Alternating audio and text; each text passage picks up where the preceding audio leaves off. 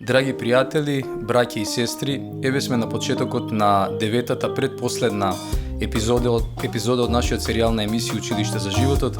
Ќе говориме за светите тајни во црквата, како лично учество во Христовата сеослободувачка искупителна крсна жртва во силата на Светиот Дух. Светите тајни на црквата, како осветувачка сила на црквата, ја содржат во себе идејата на преобразување, но и на предвкус на Царството Божјо, кое што треба да се исполни на крајот од времето, кога се ќе биде преобразено. Бидете со нас, топло ви ја препорачуваме и оваа наша епизода.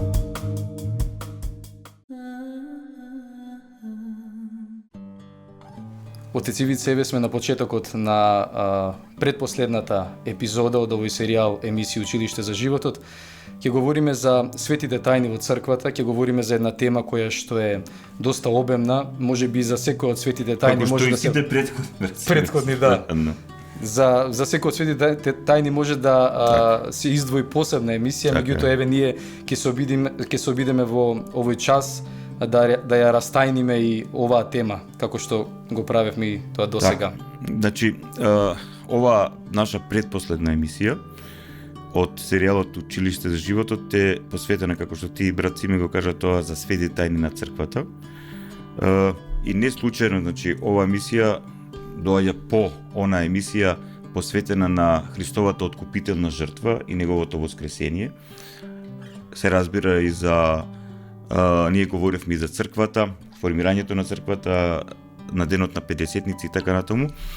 Значи, ова емисија доаѓа како природен продолжеток во однос на тоа како оние луѓе кои ќе доживеат внатрешно будење, односно покаяние, ќе доживеат внатрешно осознавање на тоа дека Исус е Христос, односно Месија, спасител на светот, како сега тие луѓе да можат да учествуваат во сето она што Христос го направи за нас, за нашето спасение.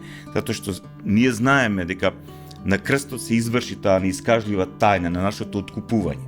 Значи, на крстот, преку својата љубовна жртва, со вечниот Син Божи кој стана човек, како вистински човек, се принесе себе си на жртва, љубовна, за да нас сите не ослободи од оваа падната состојба на постојање, значи да не ослободи и од сатонското робство, и од злото, и од гревот, и од духовната смрт, и од смртта.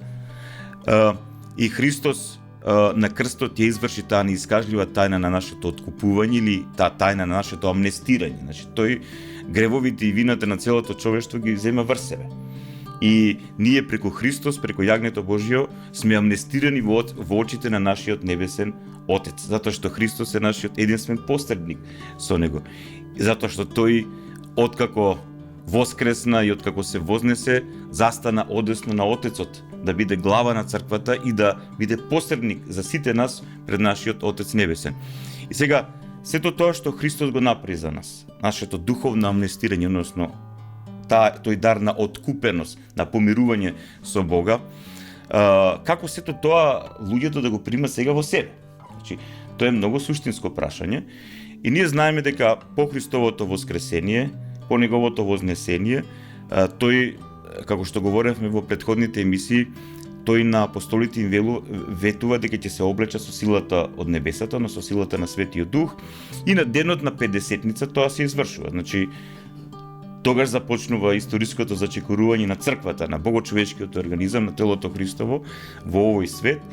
И сега, многу е битен моментот кога апостол Петар на онаа прва проповед, или вака посуштинско кажано, кога тој јавно во силата на Светиот Дух започна на таму на собраните евреи да им објаснува што се случило во Ерусалим, односно што се случи со Месијата, што се случи кога тој страдаше на крстот, што се случи со неговото воскресение, и кога сето тоа луѓето го слуша, значи тие во еден момент го запрашаа: луѓе, браќа, што да правиме? Значи, ова е запишано од светиот апостол Лука во делата на светите апостоли во втората глава. Значи, апостолот Петар сето тоа го говори, што Христос направи за целото човештво. Сега овие луѓе што го слушаа него, велат: луѓе, браќа, што да правиме сега? Значи да, ние веруваме, ние видовме со своите очи. Значи се осведочивме за тоа што тој направи за нас. Но сега што да правиме откако ја разбравме оваа вистина? И апостол Петар им го кажува ова. Значи ќе цитирам како овие негови зборови ги има запишано светиот апостол Лука во делата на светите апостоли. Значи апостолот Петар вели вака: покајте се и секој од вас да се крсти во името на Исуса Христа за прошка на гревовите и тогаш ќе примите дар од Светиот Дух, зашто вам ви припаѓа ова ветување и на вашите деца и на сите што се далеку, што ќе ги повика Господ нашиот Бог. Сега, значи, апостолот Петар во силата на Светиот Дух започнува да го сведочи она што Христос и прето им го говорил. Значи, на кој начин сега луѓето ќе имаат можност да учествуваат во дарот на прошката, во дарот на откупителната жртва Христова. Значи, прво што треба да се направи е покаяние. Значи, им вели апостол Петар: покајте се. Сменете го начинот на вашето живење, сменете го вашиот светоглед, променете го вашиот ум, духовно разбудете се, станете свесни за вистинската смисла, односно за вистинската вредност на постоењето. Станете свесни за оно што е вистинско во вас и оно што е лажно, што е духовното будење, покајанието. Метаноја. И потоа вели, откако ќе доживеете покаяние, откако ќе разберете што треба да бидете ослободени, тогаш крстете се. Значи, ние го користиме терминот крштевање. Тоа е всушност превод од грчкиот термин баптизо, значи што значи потопување во вода. Значи евреите го користат терминот тевила, на пример Јован Крстителот крштеваше, ама он не крштеваше со крштевање кој има искупителна, односно спасителна сила во себе си.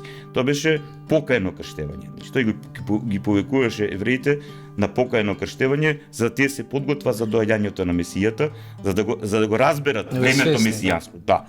И сега, после откупителната жртва Христова, после неговото воскресение, после неговото вознесение и после испраќањето на Светиот Дух, кога апостолите ја прима силата на Светиот Дух и кога таа заедница станува тело Христово, црква, значи со Божјо властување, со Божјо водство, значи таа во себе го има тоа властување да го шири евангелието, односно радосната вест, и оние што ќе го примат евангелието, односно радосната вест и ќе поверуваат во Христос, да им помогне да учествуваат во тој дар на прошка, во тој дар на објективно спасение, во откупителната жртва преку крштевањето.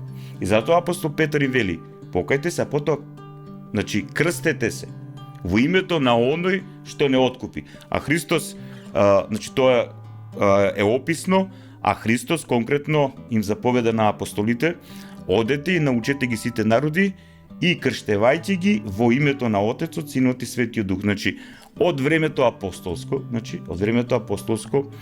од времето на апостолските мажи, значи оние што ги замениле ова апостолите, затоа што апостолите биолошки умираат, заминуваат од овој свет, нив ги заменуваат епископите, презвитерите и така натаму. Значи, крштевањето се извршувало со трикратно потопување во вода. Значи, во името на Отецот, амин, и Синот, амин, и Светиот Дух, амин. И сега, во тој момент, кога човек со духовно осознавање и со покаяние во себе си и со вера во тоа дека Исус е Христос, Спасителот на светот, Откупителот нашиот помирител, тогаш во тој момент кога тој човек се заронува во водата и излегува од водата, преку и сето ова извршено од епископ или и презвитер на црквата, а во почетокот од самите апостоли, во самиот овој обред, така да кажам, во самиот овој настан се случува таа неискажлива тајна, затоа се нарекува тајни. Така. Значи, тајна на црквата не може рационално да се објаснат, пошто се надрационални.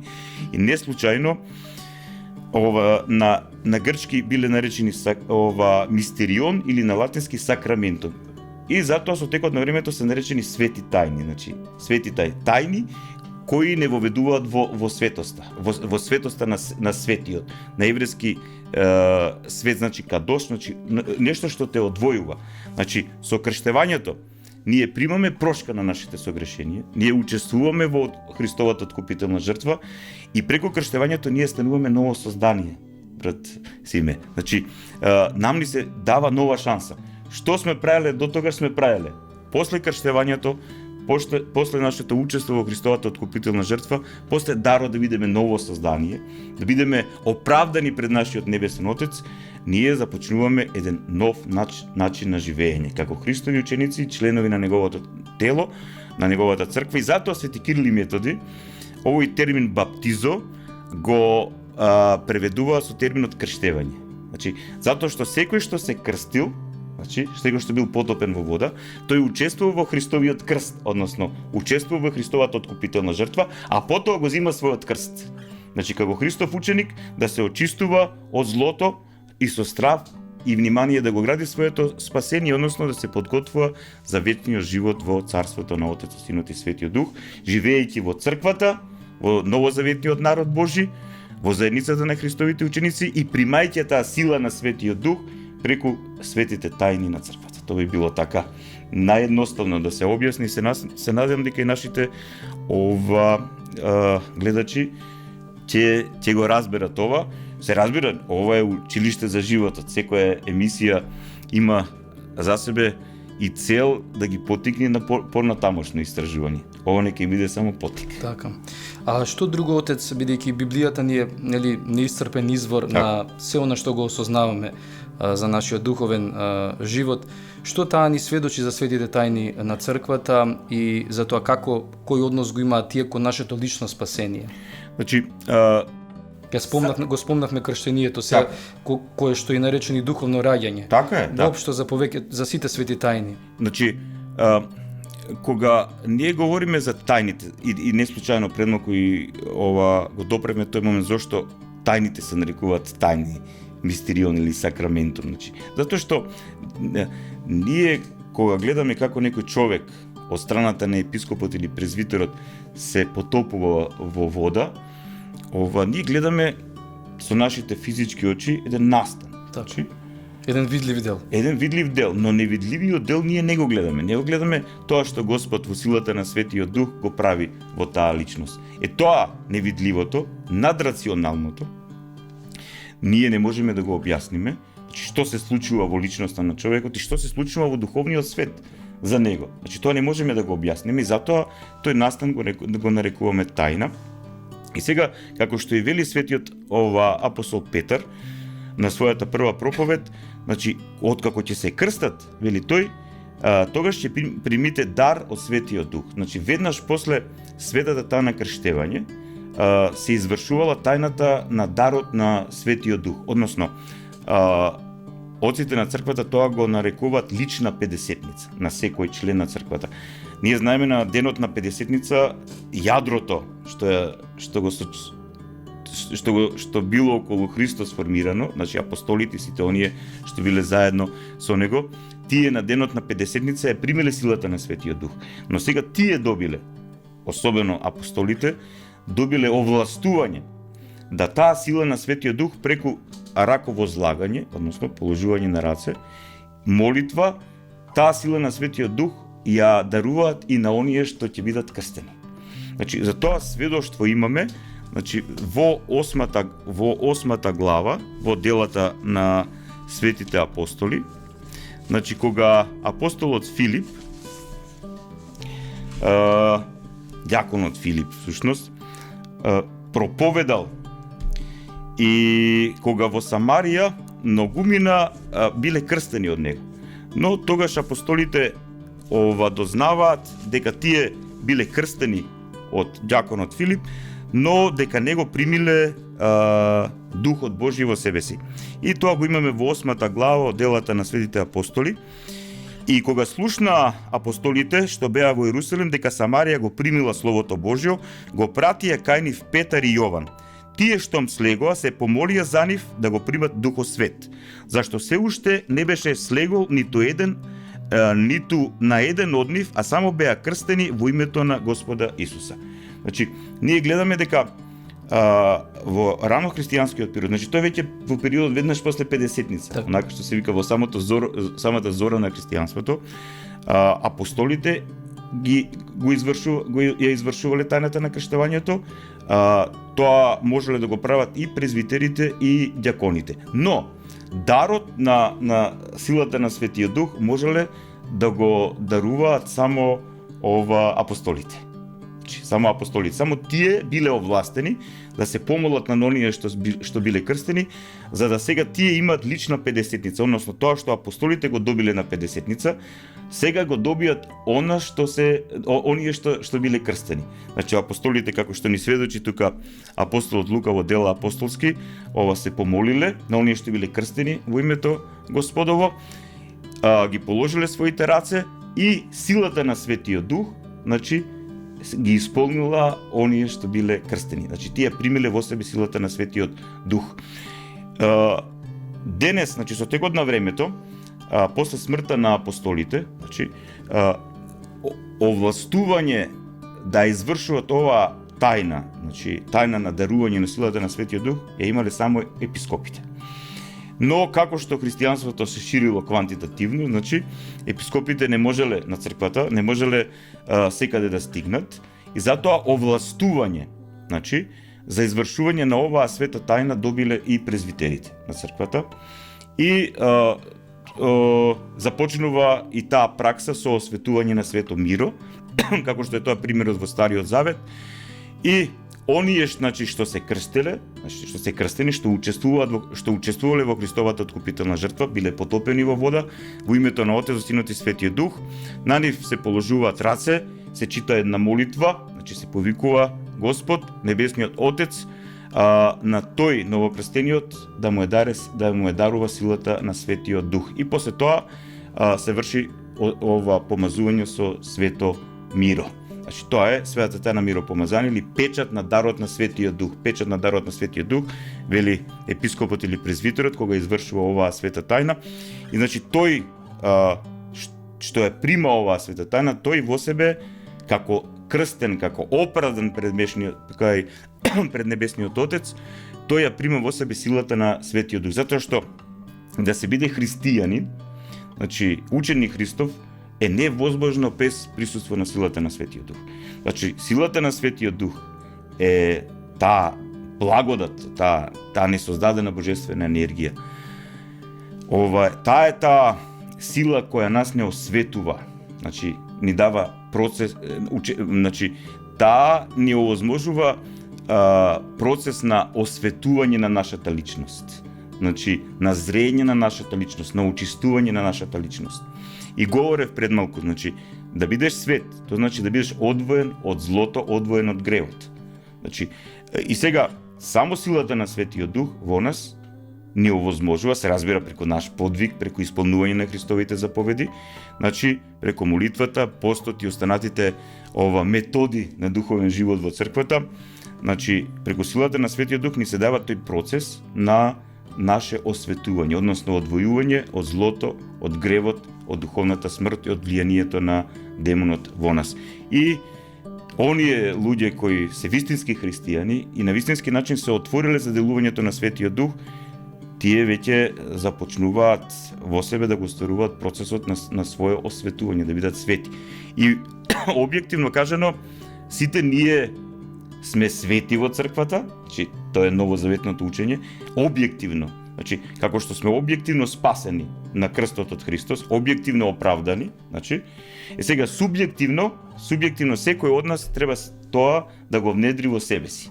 Значи, тоа спасение, тој дар на наше ослободување, на спасение и прошка, сето тоа човек треба да го внедрува во себе си и сето тоа се случува преку силата на Светиот Дух. Така да, ова е втората света тајна и се разбира третата света тајна на црквата е Евхаристија, благодарење или причестување.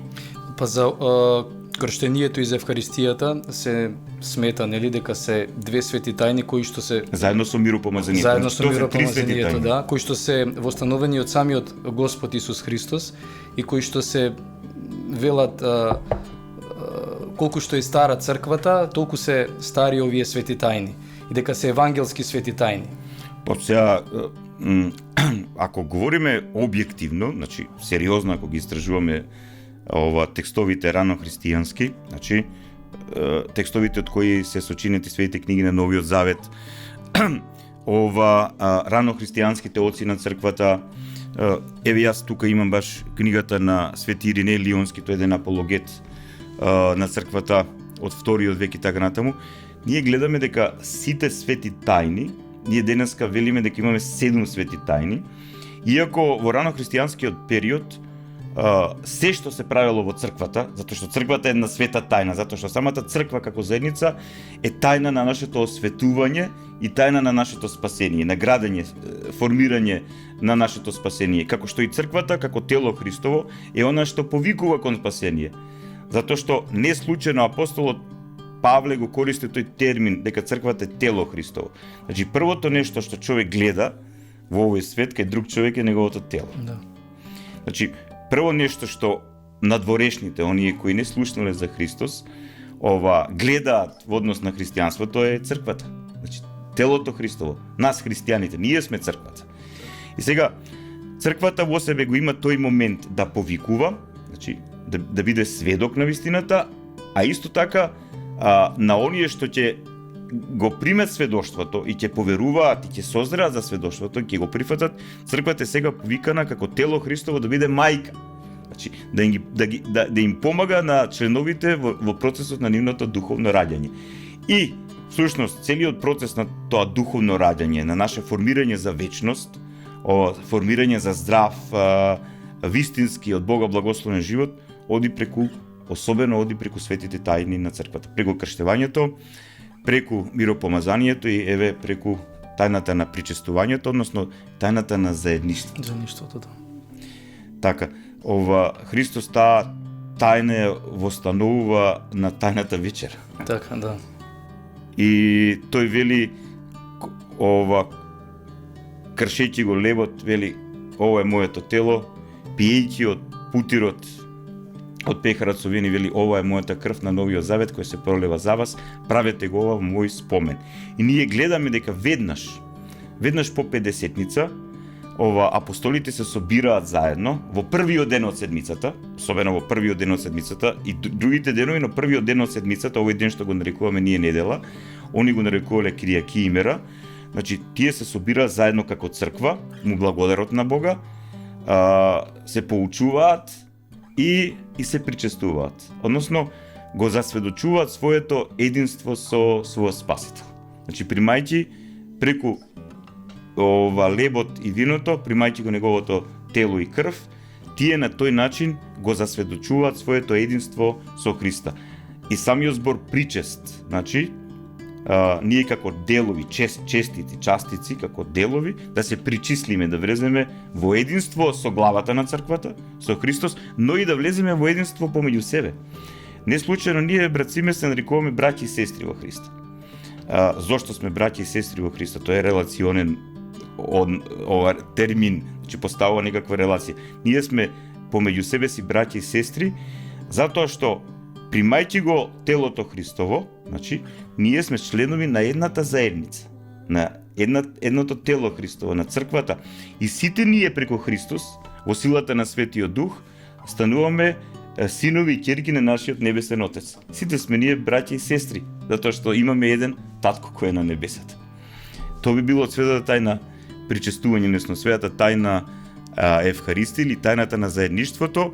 И тајната на заедништвото е всушност круна на нашето заедничко собирање, што ние го нарекуваме литургија. Тоа всушност значи заедничко дело. Така, зошто Отец покајанието го нарекуваме второ крштение? Така. Кога веќе еднаш сме крстени. Да, убаво, мислам, ова е прекрасно прашање, затоа што не воведува во суштинскиот момент, за кој многу често многумина прашуваат. Што се случува откако по крштевањето, по учество во нашето крштевање, по учество во дарот на силата на Светиот Дух, по нашето причестување, ве знаеме ние каков е овој свети век, што се случува ако отпаднеме? Значи, просто да направиме некој сериозен грев кој нас на еден начин не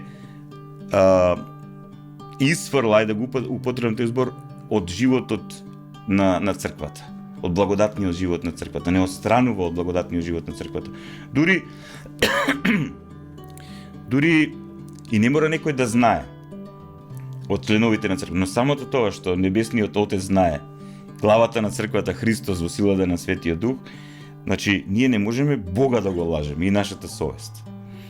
И затоа ова уште по своето воскресение, значи кога Христос по неговото воскресение, тој кога има средба со своите апостоли, ово е запишено во Светото Евангелие според Јован во 20 глава, во 21 стих, значи воскреснатиот Христос им го вели ова на апостолите: мир вам, како што ме прати Отецот, така и јас ве праќам. И кога им го кажа ова, дувна и им рече: примете Дух Свети. На кого ќе им ги простите гревовите, ќе им се простат, а на кого ќе им ги задржите, ќе им се задржат. Значи ова е дар, овластување преку силата на Светиот Дух за прошка на гревовите. Значи оној кој, тоа е многу интересен момент, братци, значи оној кој на крстот ни прости сите нам, значи ја изврши таа објективна страна на нашето спасение. Значи на сите нам објективно ни прости. Значи на сите ни е простено. И сега, заради таа прошка, ние приоѓаме кон Христос и во крштевањето добиваме учество во таа прошка, и нам после крштевањето ни е простено. Не случајно после крштевањето се облекуваат оние што се крштеваат во бели одори, значи тоа е символ на нивната чистота, од Бога дарува. Значи тоа е дар, Значи тоа е дар од Бога. Значи како плод на верата на тој човек. Значи нема никакви дела од негова страна, просто како плод на неговата вера. Значи Господ го амнестира, му ја дава силата на Светиот Дух, му дарува можност да има реално заедништво со него. Но еве Христос знае за овој момент дека ние може да отпаднеме, како што и се случувало тоа во црквата и во минатото и сега. И затоа ја имаме света тајна исповед. Значи, покајанието кај еден христијанин е процес кој никогаш не треба да престане. Значи, тоа е еден процес кој трае, значи преобразување на умот, преумувањето е нешто што никогаш не треба да престане. Значи, тоа е наше усовршување, братци, пред малку за тоа баш и говоревме малку. Значи, духовното усовршување кај човекот никогаш не сме да престане.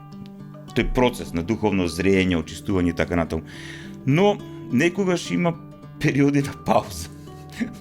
Да. Комплексен е животот во овој свет, комплексен е. И затоа се случува понекогаш да одиме во лева или десна улица и така натаму, да отидеме во слепа улица, и кога се враќаме назад на патот Христов, на благодатниот живот, ние имаме света тајна исповед. Света тајна исповед, како што спомнати братциме, е наше повторно крштевање во образна смисла на зборот, затоа што со светата тајна исповед ние ги реактуализираме даровите што ни се дадени во светата тајна крштевање. И ние може да примиме прошка во светата тајна исповед затоа што веќе ни е простено на крстот. Затоа што веќе ни било простено во светата тајна крштевање. Значи тоа проштевање повторно се реактуализира во нас. Кога ние ќе отпаднеме, но повторно бараме прошка. Тоа е тоа. И таа прошка се добива во светата тајна исповед. Значи, оној што си ја осквернил својата совест и остапил од патот на спасението, пред Господа ги исповеда своите гревови, значи, не дека Господ не ги знае, но целата тајна, односно целиот процес се состои во тоа што човек треба да ги принесе тие нешта пред Господа, за да покаже сознание дека повеќе нема да ги прави. И исповета се прави, значи, пред сведок, значи, или епископ или презвитер на црквата. Во рано христијанскиот период имало и ова заедничка исповед. Значи, кога црквата била многу покомпактна, позрела, подуховна и така натаму, но и во тој период, братциме, имало злоупотреби и се соблазнувале луѓето, тие што биле понезрели, се соблазнувало од исповета на другите така. Бе, луѓе сме, да не ги митологизираме работите, кога ги читаме ние новозаветните книги, гледаме особено во посланието на апостол Павле, на останатите апостоли, па и во делата на останатите рано христијански оци. Борба е тоа. Борба е стариот човек, змијата на гревот се дига глава. И затоа со текот на времето исповета е индивидуален чин. Значи пред Господа се врши исповета, а сведок на исповета е епископот или презвитерот, или како што велиме ние духовниот раководител. Значи оној кој учествува во таа мистагогија, во тајноводството на таа личност, и тој што учествува во процесот на незиното зреење, формирање како духовна личност. Не случајно апостол Павле ќе каже дека можеби имате илјадници наставници во Христа, но многу татковци немате. Да, а јас ве роди, вели апостол Павле, во Христа. Што тоа значи? Тоа значи дека сега влегуваме во уште една нова света тајна, да. Како се виш, природно се поврзани работите во света тајна свештенство. Значи, Христос ја востанува света тајна на новозаветното свештенство преку апостолите. Тие добиваат овластување да бидат новозаветно свештенство, затоа што старозаветното свештенство со последната жртва на крстот, со жртвата на Месијата, ја губи својата смисла. Затоа и храмот старозаветен е урнат од римјаните и жртвата е прекината. Старозаветно. Затоа што Христос е последната жртва. Значи, жртвата помирителна, која го помирува човештвото со небесниот Отец.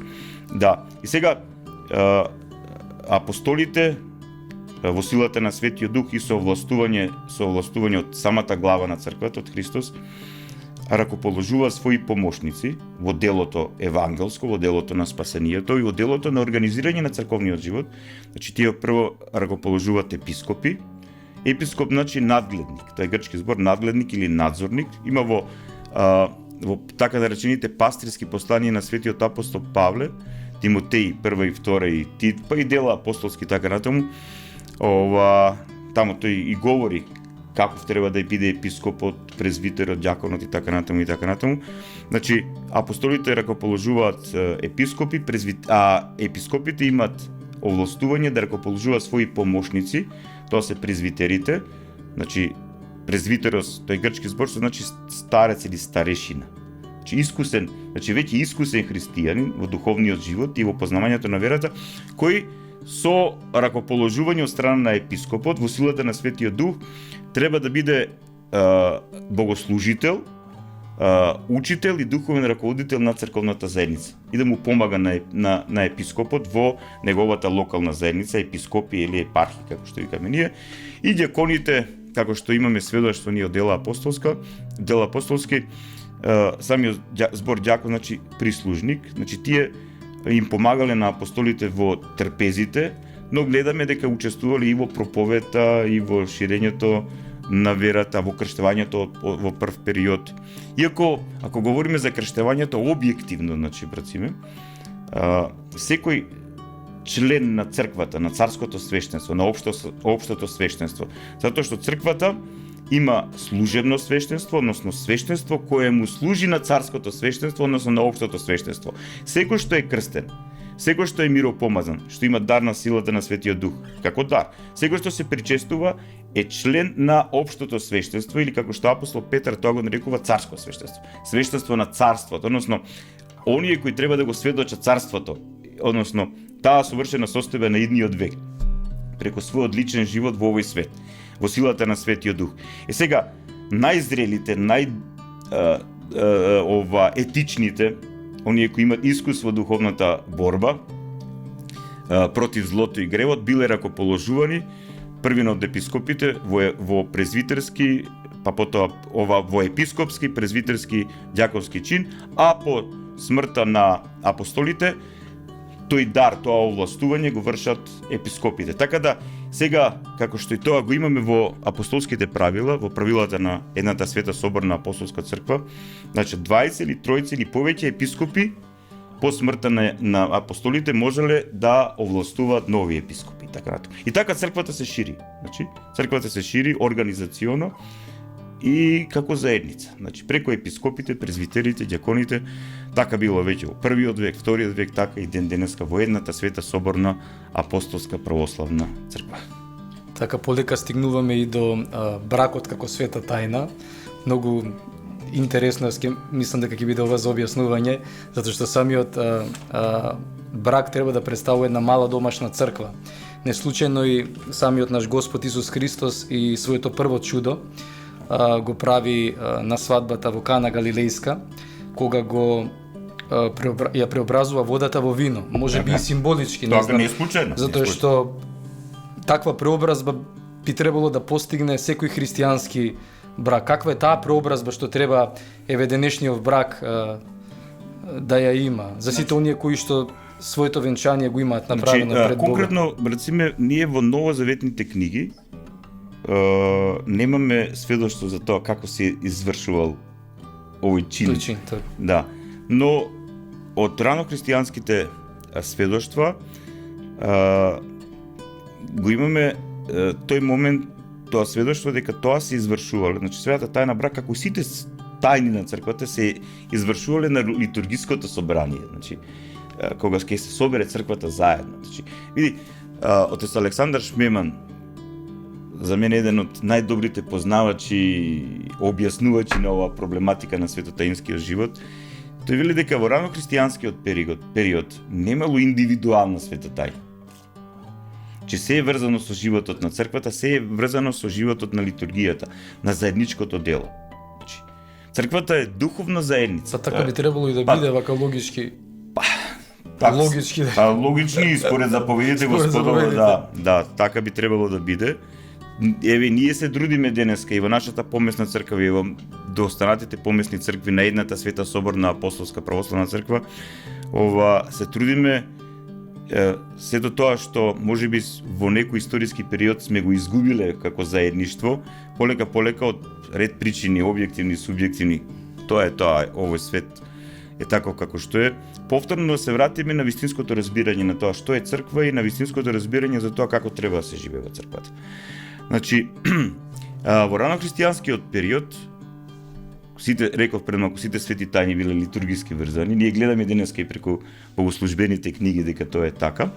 И еве света тајна брак, односно венчавање, овластување на две личности од спротивен пол, кои свесно, слободно решиле да бидат заедно пред Господа, да им се даде овластување, благодат на силата на Светиот Дух, да бидат водени од самиот Бог, да нивното заедничко живење да биде благословено и спасително за нив двајцата, значи, да биде спасително за нив двајцата, да тоа е тој момент вода, вино, значи, тоа нивно телесно единство да прерасне во духовно единство, значи,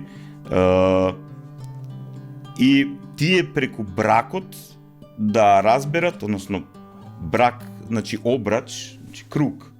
И не случајно јас многу често кога се извршува оваа света тајна, особено на обрачението, значи кога се прима прстенот како символ на тој круг, им велам на оние што влегуваат во оваа света тајна дека темелот на нивното заедништво треба да биде довербата, искреноста и љубовта.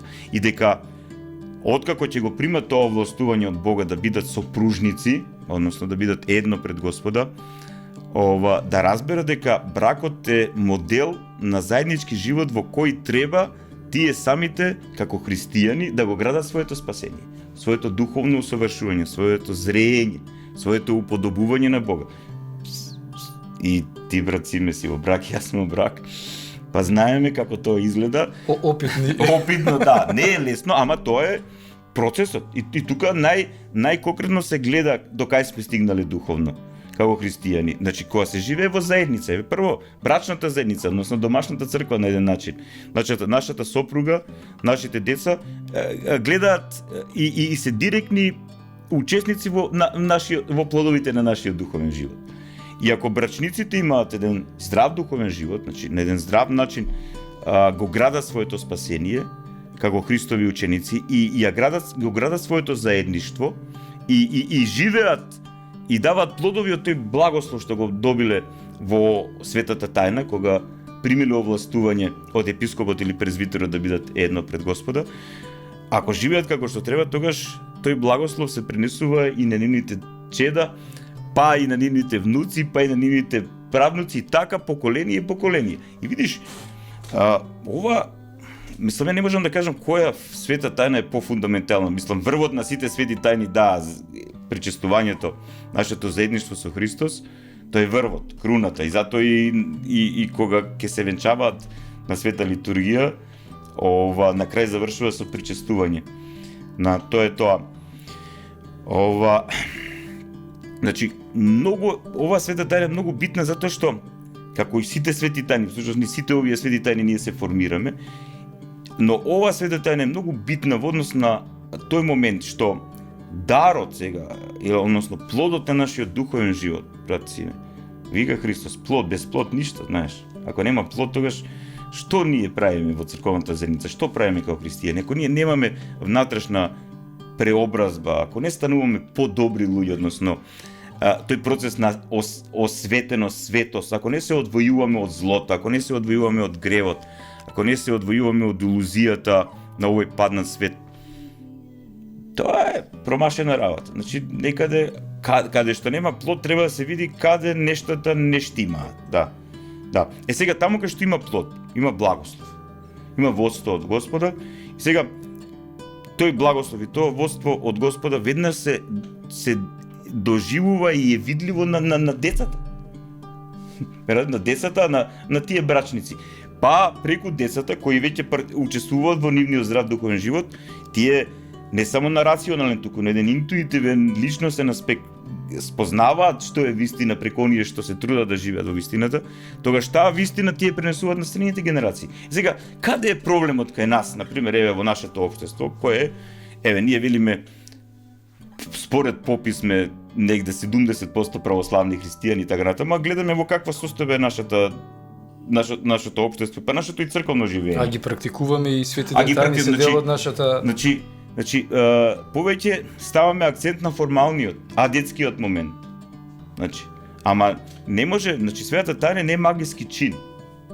Ова не е магиски чин. Значи, во апостолските правила конкретно тамо се говори дека голема одговорност и епископот и презвитерот, односно и останатите членови на црквата, особено епископите и презвитерите имаат во однос на тоа оние кои учествуваат во светите тајни да ги воведат во нивното значење.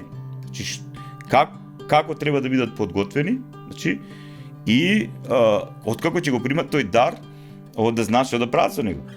Да не им биде за осуда.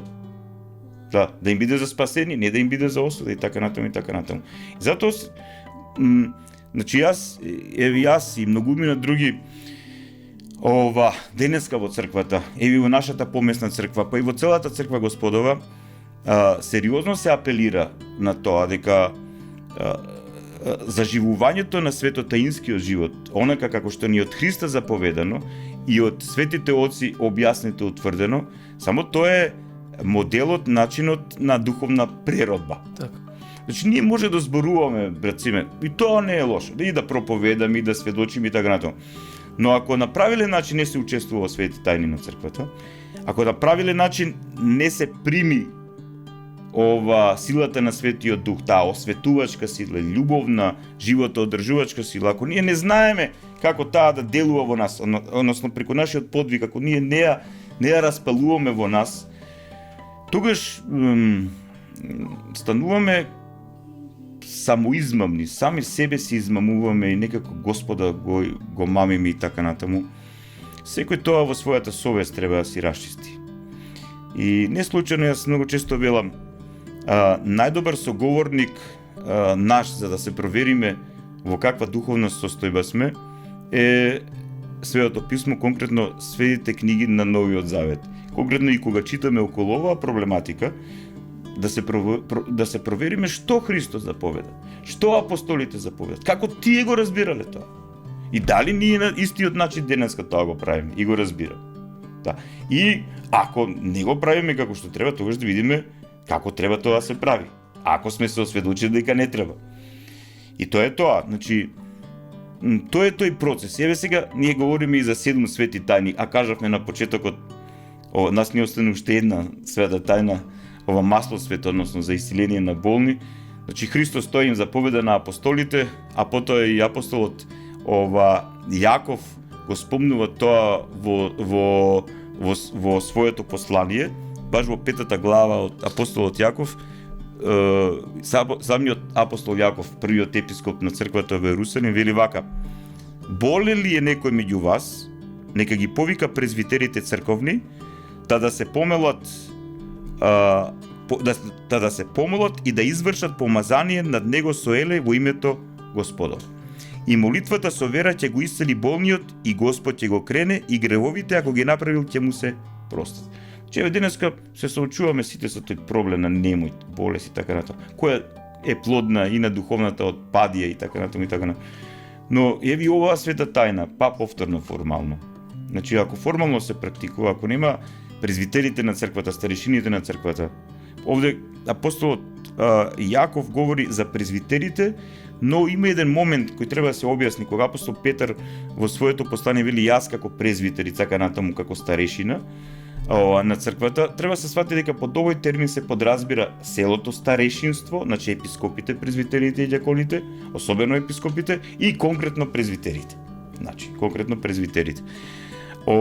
Сега тука апостол Јаков ни вели дека ако е некој болен од црковната заедница, да ги повика презвитерите црковни и тие да извршат света тајна маслосвет. Значи, во оваа книга што ние нарекуваме Требник, се сите 7 свети тајни, значи текстот како тоа се извршува и кои молитви се кажуваат и така натаму, значи се осветува масло и се помазува со читање на молитва, со читање на евангелски текстови и така натаму се помазува болниот и се повикува таа исцелителна сила на Светиот Дух да го исцели болниот и да му се простат неговите гревови, како што вика апостол Јаков, затоа што болестите се најчесто последица од нашиот погрешен начин на живење.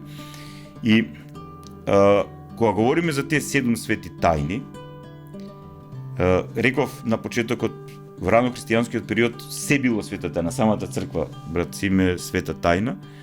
И кога оците на црквата веќе така овие 7 свети тајни ги дефинирале како 7, но избрале еден број кој во библиски контекст значи полнота. Да.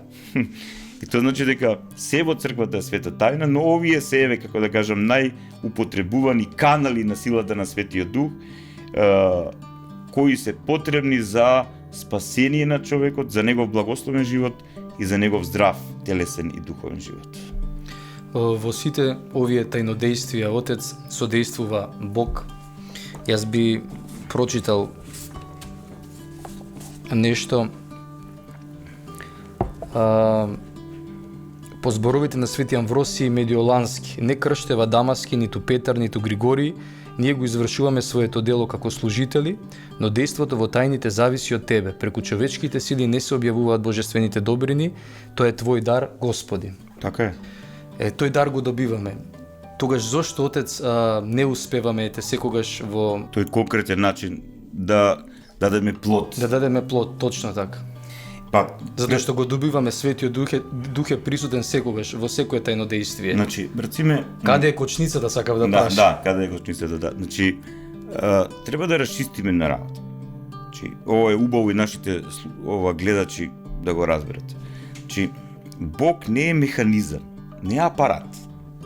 Значи, не е акумулатор полн со некаква енергија и сега ние само се приклучуваме на тој акумулатор и црпиме енергија, дејство од тој акумулатор и така натаму.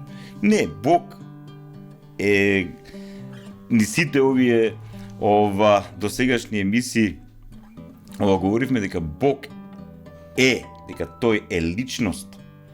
Бог е еден и единствен. Тој е наш небесен Отец. Релација, Отец. Самиот Христос вели за тој Севишниот, дека наш Отец, дека тој се грижи за нас. Дека Отецот Небесен заедно со својот единороден Син и со Светиот Дух, таа троица едносушна и неразделна, еден Бог во три личности. Значи, Бог е љубов, Бог е личност, Бог е слобода, Бог е вистина.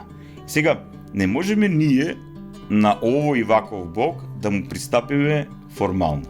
Да му пристапиме без љубов, да му пристапиме без знаење, да му пристапиме онака, да, тоа е слободно, никој не ни наметнува, но слобода да направиме нешто, ама без да бидеме подготвени да ги прифатиме последиците од тоа што го правиме. Ќе објаснам што сакам да кажам со ова. Значи, оној формален пристап или формално учество во светите тајни. Значи, ние гледаме денеска, многумина се крштеваат, примат дар на силата на Светиот Дух, се причестуваат. Денеска голем е процентот на деца, значи деца се крштеваат. И тоа е моментот, да, и тоа е следното прашање на кое треба да одговориме. Иако кумот е нели некаков посредник, меѓутоа и тоа сепак формално се прави. После тоа, значи, ако немаме вистинска подготовка на тој што учествува во светата тајна, тогаш тој навистина слободно го прави тоа, никој не го наметнува, но тој со каква слобода? Значи, слобода поттикната од некаква форма, адет. Кој знае како тој го разбира овој чин на светата тајна. Многу интересно, значи јас сум разговарал многу често оние така наречени традиционални православни христијани, светите тајни на црквата, па скоро и целиот живот на црквата го доживуваат многу антиевангелски, да ти кажам. Сосем спротивно од тоа што Христос заповеда и тоа што апостолите ни оставили и светите оци на црквата ни објасниле. Значи, и сега тука е кочницата, брат Симе. Значи, сега замисли јас исто да ти дадам $1,000,000 тебе и да не ти кажам зошто ти ги давам, без никаква заслуга од твоја страна и плюс да не ти кажам што да прави со нив.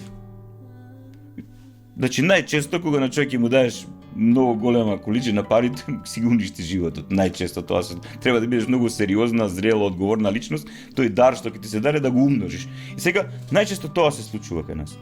Ни се дарува тој дар, духовен, сериозен духовен дар, ама луѓето не се духовно подготвени и немаат подготвена слобода да го примат и да го умножуваат.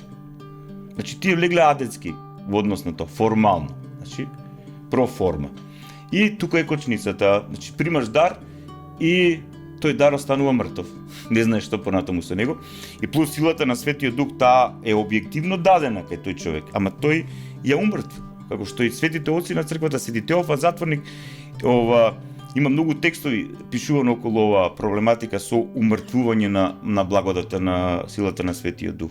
И он говори дека тоа е проблемот во многу христијански општества, кога силата на Светиот Дух просто се умртвува.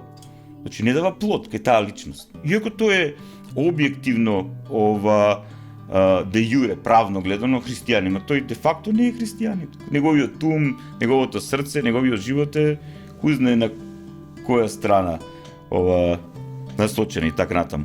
Сега ова кога спомна со крштевањето на деца, значи во рано-христијанскиот период имаме сведоштва за крштевање на деца, значи, но имало и проблем, имало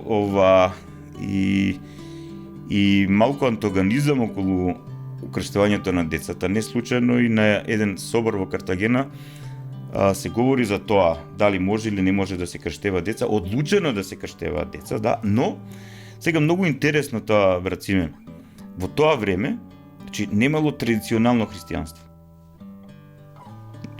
Луѓето, ако станеш христијанин, ти си подготвен да бидеш маченик. Сведок за верата, утре заутре може да те фрлат на лавови, да те расмат на крст, да ти исечат главата и така натаму. И тие родители биле сведоци на децата. Да, они биле, знаеле. И сега има уште еден момент, значи има два момента кои се битни, зошто е одлучено да се крштеваат деца. Значи, едниот момент е големата смртност на децата во тоа време, но исто така и потребата на родителите, значи, кога ќе добијат дружба, значи, тие биле членови на конкретна заедница црковна и тие и во тоа време живеењето во црква и денеска не било исто. Така. Тие живееле заедно како семејство. Тие се бореле еден за друг, тие умирале еден за друг. Рациме, тие биле вистински браќа и сестри помеѓу себе си. И тие кога се собирале на литургиско заедничарење, на славење на Бога, на благодарење, поучување и причестување. За нив тоа било навистина заедничарење со Христос, не само некаква формалност.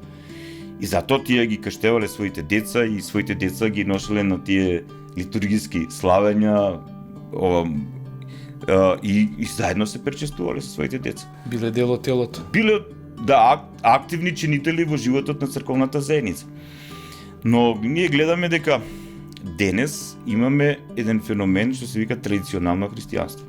Значи, или формално, ја мислам дека зборот традиција има во себе си колку толку некоја сила, подобро формално христијанство, ама е традиционални затоа што они по традиција се повикуваат на своето минато, своите предци и така натаму. Формално затоа што ја прифаќаме формата, меѓутоа суштината и не ја ни знаат. Непознание, многу не ја ни знаат ова суштината.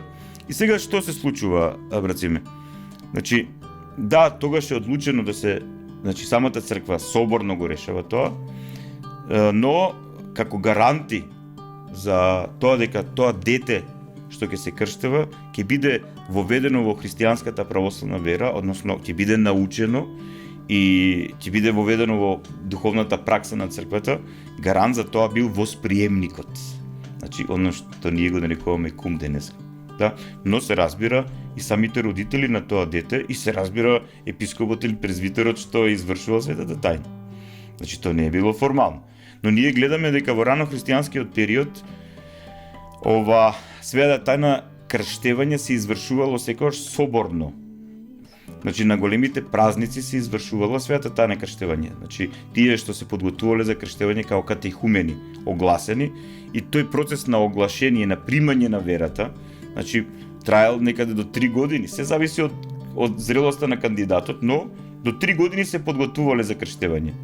Значи, не е само да ја прими верата, не само да ја научи, туку има еден момент, тој излегува од еден социолошки контекст, пагански.